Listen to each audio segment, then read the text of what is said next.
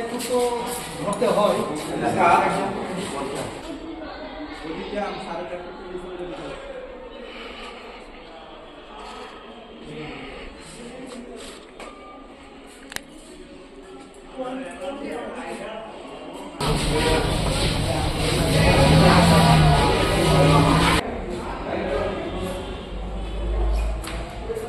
আজকে রাতেই হয়েছে ওদের ঘটনাটা।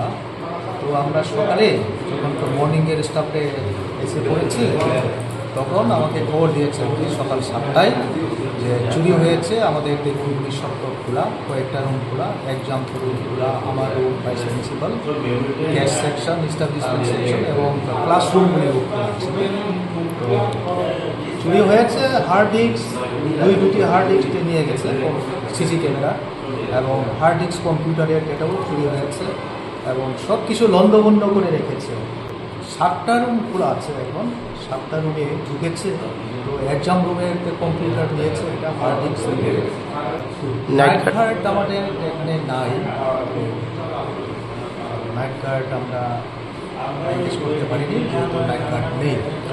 হ্যাঁ, আমি সঙ্গে সঙ্গে খবর পাওয়ার সঙ্গে সঙ্গে 7টায় আমি থানাকে খবর দিয়েছি, ওসির সাথে ওনারাও পুলিশ পার্সোনাল পাঠিয়েছেন। তো ওনারা বলেছেন ওনারা না আসা পর্যন্ত আমরা যেখানে ঘটনা ঘটেছে সেখানে কাশি না যেতে এবং কাজ না করতে।